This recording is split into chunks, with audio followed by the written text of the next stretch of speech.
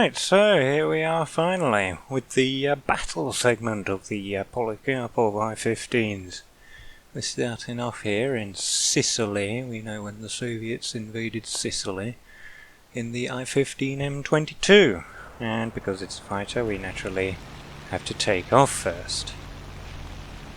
And so, well, we're going to do that, and we all know how easy this thing is to take off, so there we go, we're up in the air already. Yeah, a lot of changes since the last time I was on this game. I'll talk about them in a minute. Right, first of all, we've gone up high, because although this fighter doesn't perform very well at altitude, as I've told you, anything that is at a higher altitude than something else will naturally have an advantage. So, even though it's not very good at altitude, it's still necessary to climb up here. But yes, a lot of things have changed. They've added the Swedes and the Chinese and the Italian boats and French. Not much from the French actually. So yeah, I'll have to do videos about all those aircraft and planes and tanks and stuff in due time. Right at the moment, of course, we're going after this P-36. So we're swooping down on him, but yes. The I-15 isn't that good in a dive, and I think he's noticed us, so he's turning. However, we've managed to come up behind him and open fire with the 4 PV machine guns. And you can see my superior aiming, getting all of the hits. He's leaking oil. He's still going after our friend in the P-26, but we managed to explode his aeroplane. So there we go. Then there's a J68. I'm not really sure what that is. It's Swedish. And he tries to turn fight. We all know what we don't do with an I-15. Let's try and outturn it. So we very quickly managed to get behind him. Still going a little bit too quickly. We take a few shots, get a critical hit, and I think he's going down. So I'll switch to this F3F. Somebody else gets the actual kill for the J8, but we managed to get the F3, so it all balances out in the end. Right. Well, we're out of that exciting action. There doesn't seem to be any more enemy aircraft anywhere. The skies look completely clear, so I decide I think I might go and shoot at some ground targets. There you can see the cockpit and the telescopic gun sight, which, as I'm sure you know, I'm not a fan of. All the same, we're going to use it to shoot at this half-track, which is incorrectly labelled as an armoured car. And naturally it goes pop. I start shooting at this, but then I noticed that bomber doing a bombing run on all those things, so I decided not to shoot at it, but I think he very kindly didn't drop a bomb on that one armoured car, so I'm going to go back and shoot at it. Thank you very much. Swedish bomber, which is a Swedish copy of the Junkers Ju-86, but that'll be in its own video as well. So, we've shot at some ground targets, shot down a couple of airplanes. Looks like there are 3 enemies remaining, so we should probably go look for them. Aha! There's a bomber over there. Looks like an Einkel. So we're going to see if we can't intercept him. He is quite far away though, and he's heading away from us. And the I-15 isn't known for its speed, so this might take a little while. Flak opens up and it's getting quite loud, so I'm getting a little bit concerned about that, but since when has anything ever been hit by flak? But then it really starts getting quite thick, so Yeah, I'm gonna take evasive action. Still heading towards that HE-111. Still being shot at with flak.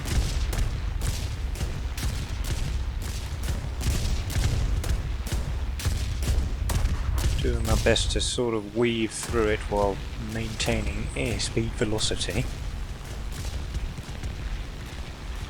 We've also got a Japanese torpedo bomber who's going after that Heinkel.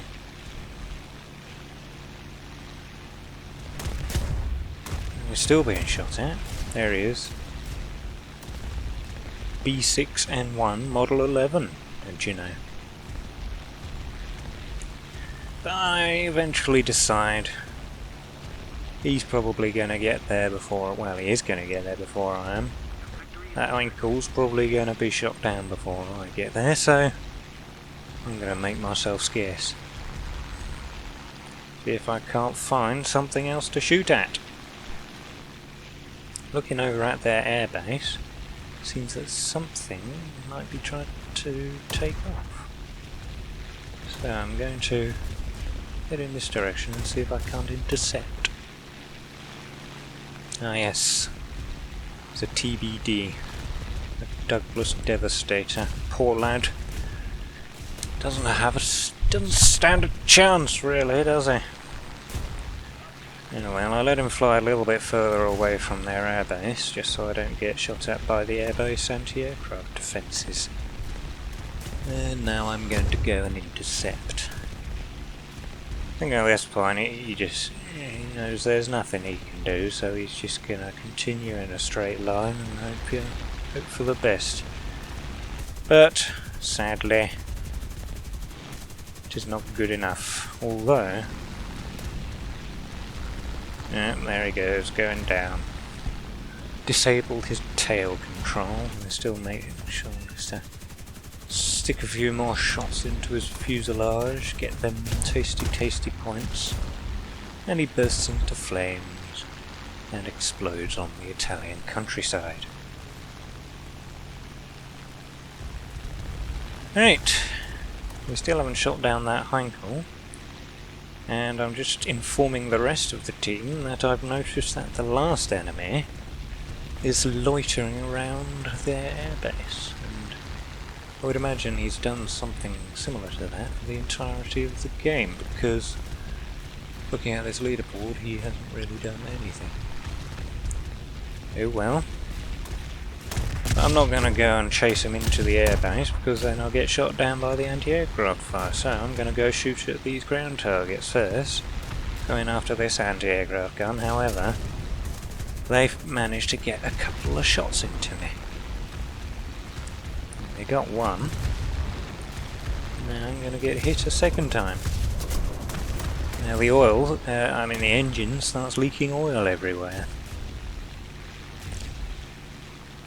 And so I decide, right, well, I'm going to immediately try and fly back to base, because an oil leak is a death sentence for most aircraft. However, then we get hit a second time. Now the engine is very much damaged. So it's unlikely that we're going to make it back to base, and indeed, we're only about halfway when the engine pretty much dies. So we need to find a suitable place to lay it down.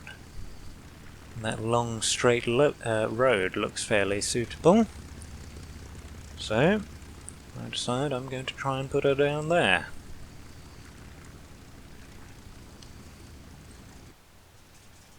And there goes the engine.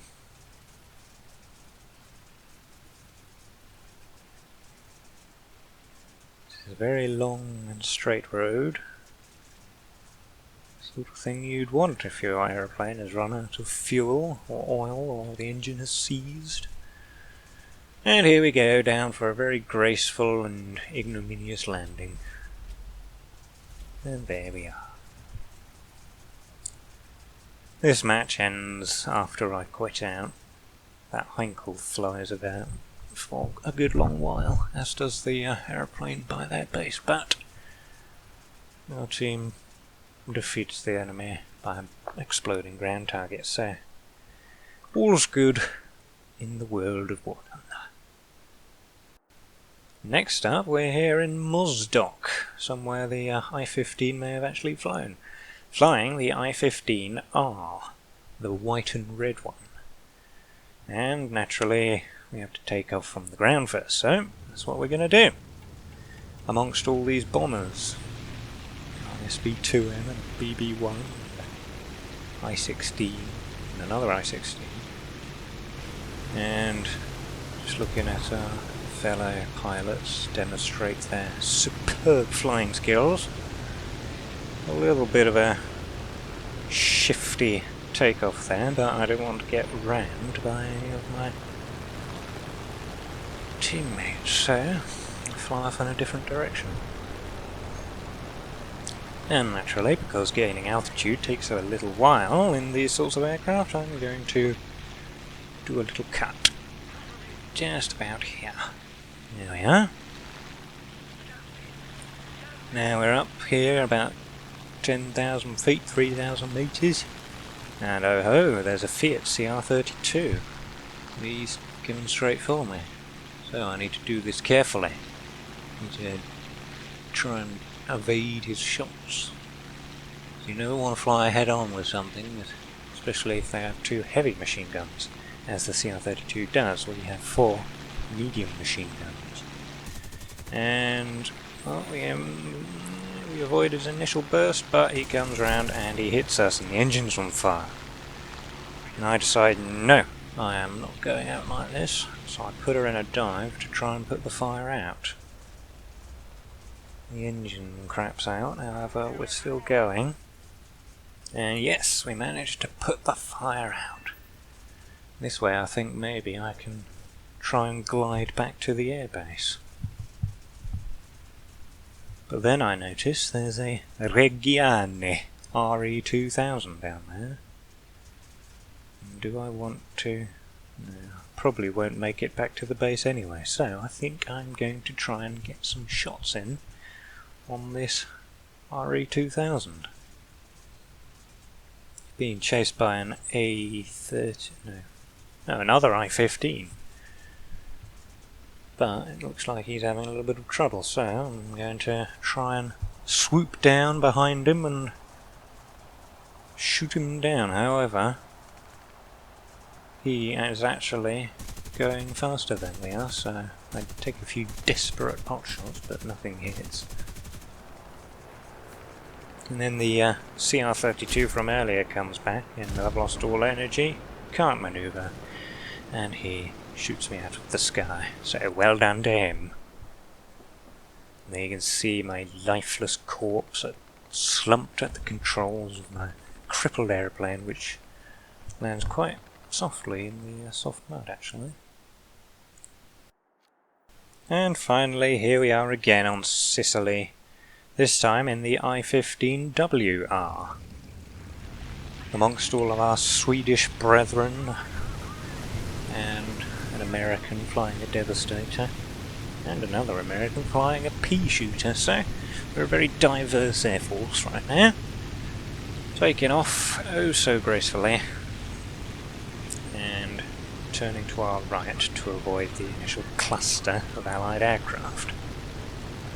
But at this stage of the battle, you'll often find that your allies are just as dangerous as your enemies. After a little passage of time, I noticed a Breda BA-65, and I was thinking about going after him, but then I noticed he's being attacked by a pair of swordfish, so I decided to let them have their fun. It's not often you get to shoot something down in a swordfish, and it'll be something to tell their children about when they grow older. Or something like that. So we're going to go and look for bigger and better targets. There's a Heinkel over there in the distance, but we'll never catch it.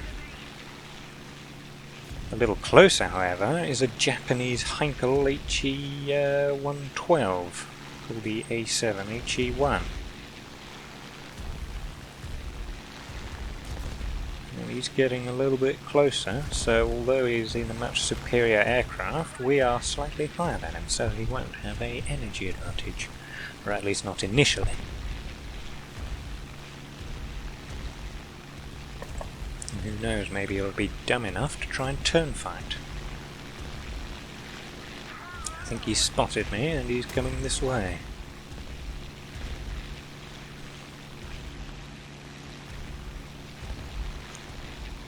And he's going for the head-on pass, however I'm going to try and avoid doing the head-on because it's not a good idea, and I try to swoop round as quickly as possible.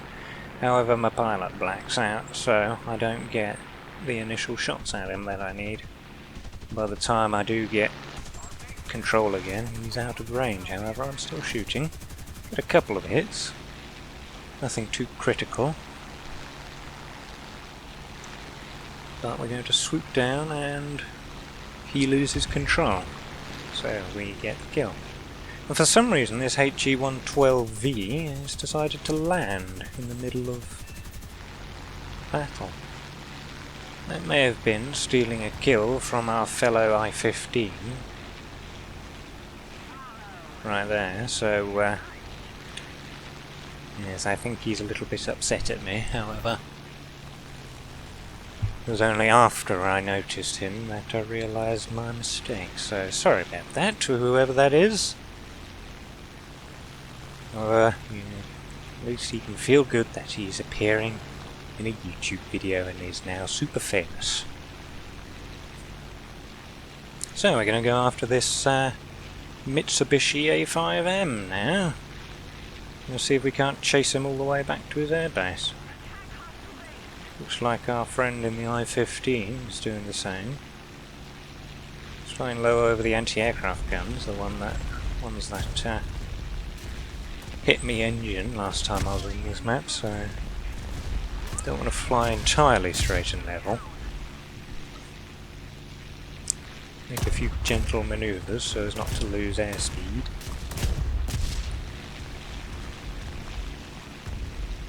However, that Mitsubishi is getting rather close to the airbase.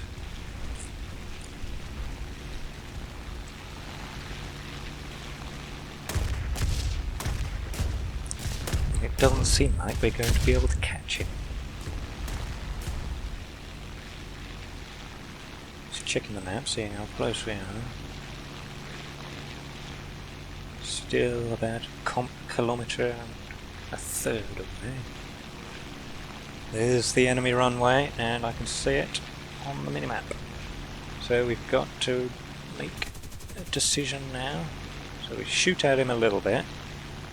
He manoeuvres with the limited airspeed he has. And then as soon as the runway flak opens up, we need to get the heck out of here. There we go. Turning right around because we don't want to be dealing with that. Laser guided accuracy those guns do, so we want to get as low as possible. Try and hope maybe get below the sill of the river. Show off my superior acrobatic skills, aerobatic skills should I say. And in all sense of the word, buzz off.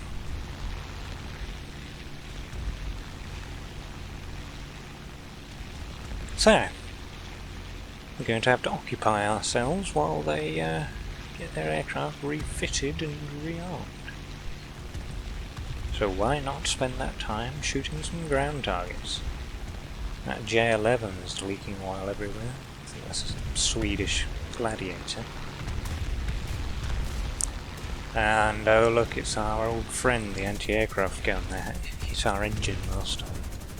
Well, he's not going to get away with it again. We blow him up brightly. Blow him up mighty fine, I say. Having a little look round, seeing what they're doing on their airbase. Looks like the HE-111 has taken off. Anyway, nothing really happens for a while, so here we are back again, and this time we're going to intercept this HE-111.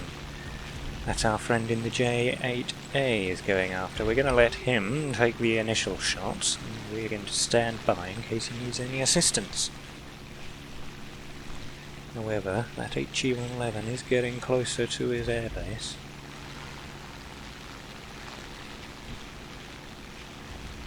Now the J-8A opens up. The HE-111's shooting back, however. It's not a good idea to sit directly behind a bomber, even one with as poor defensive armament as the Heinkel. But he's still shooting at him, so we're going to lay off until at this point, when I think he's getting a little too close to that airbase, so I'm going to have to step in and try and shoot him down myself.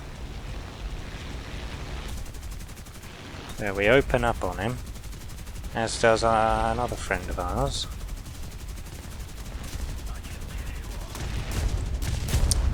Well, I'm doing terribly. Being shot at by the airbase defences, however, I figure it's too late in the game to worry about that. As soon as he hits the tree, I'm diving, getting the heck out of here.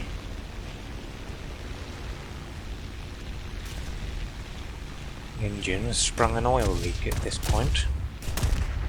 However, the match is very much over, and indeed all of the hostile aircraft by the crashed or been shot down. So, hooray, we win, and we're still airborne. That's all you can ask for, really, in War Thunder. So, there you have it. The Polikarpov I-15, the R, the AWR, and the M22. All fine little fighters, very manoeuvrable, not very fast, but doing pretty well in the armament department. So, thank you very much for watching. Hopefully you enjoyed this analysis of the Polikarpov I-15, and hopefully we'll see you for the next episode, where we'll be looking at the BT-5, everyone's favourite Soviet light tank. So, hopefully see you then, and thank you very much for watching. Goodbye!